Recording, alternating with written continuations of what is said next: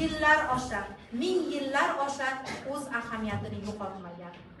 Bugun biz ana shu ulug' siymoning hayoti va ibratli hayoti va buyuk merosi haqida maktabda ma'naviy, ma'rifiy tadbir tashkil etdik.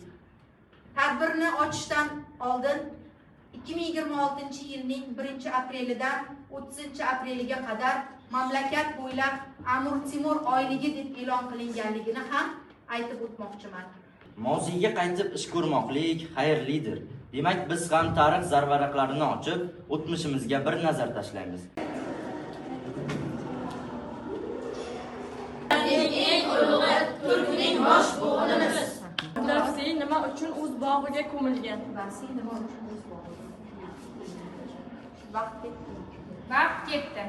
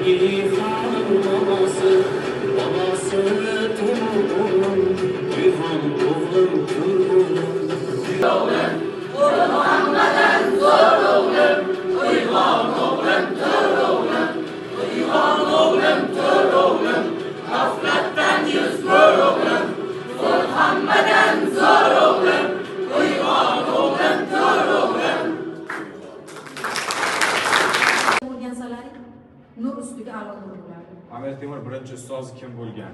Bilasan? Uyalablari bilasan? Hukmdorlik davrida Temuriylar uyg'onish davriga yo'l ochgan.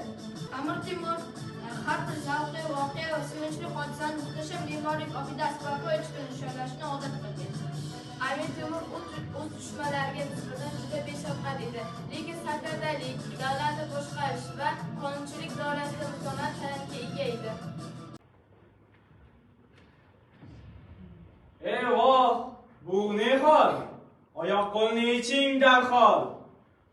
Men kim yurtim uchun jon fido etgan, ilm ravnaqi uchun kurashgan sarkarda. Mangu yashar mening buyuk nomim, avlodlar qalbida qolur abadiyot. Ehtirom ko'rsatilgan. Vaqt ketdi.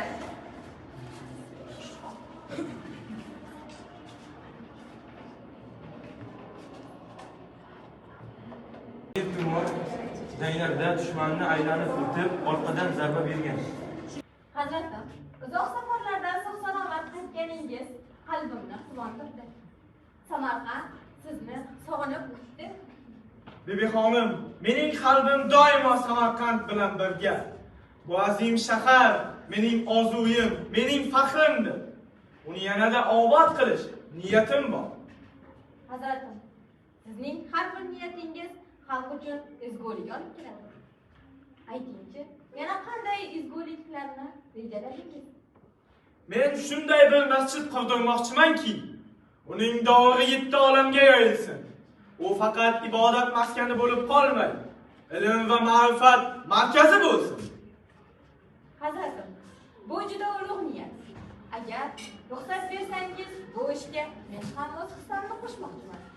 Bibi xonim, sizning dono maslahatlaringiz doim menga kuch bag'ishlaydi.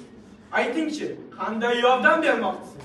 Hazratim, siz safarda bo'lgan chog'laringizda men ham Samarqandda katta masjid qurdirishni niyat qildim va uni siz qaytguningizga qadar bitkazishni niyat qilgan edim. Demak, siz ham xalqimiz uchun buyuk ish boshlabsiz. Bu xabarni eshitib, boshim ko'kka yetdi. Men faqat sizning yo'lingizdan bordim. Hazratim, sizning har bir bunyodkorliklaringiz menga ilhom beradi. Bibixonim, siz nafaqat saroy malikasi, balki xalq ko'nglidan joy olgan dono ayolsiz. Samarqand siz bilan yanada go'zal. Hazratim, Samarqand sizning nomingiz bilan mashhur. Siz bor joyda adolat va taraqqiyot bor. Men shunday davlat barpo etmoqchi edimki, unda ilm ahli ulg'aysin, yoshlar bilim olsin, xalq tinch yashasin. Ilm bor joyda kelajak bor. Bizning kuchimiz ham ilmda. Yoshlar bosqinchi ko'paysa, o'sha hududiy hukmdorni qanday jazo qo'ymaydi va nima? Vaqt tugadi. Savolni qayta o'qib eshitiraman. Kim Amir Temurga atab kitob yozishni boshlaydi, ammo tirikligida tugata olmaydi? Javob. Ibn Arabshoh Amir Temurga atab asar yoza boshlaydi, ammo tirikligida tugata olmaydi. Samarqand dunyo markaziga aylandi. Ey mening avlodlarim, kuch birlikda, shon shuhrasida, ilm va adolatdadir. Agar siz ilmni tutib, xalqqa xizmat qilsangiz, men qurgan buyuk yo'l davom etadi.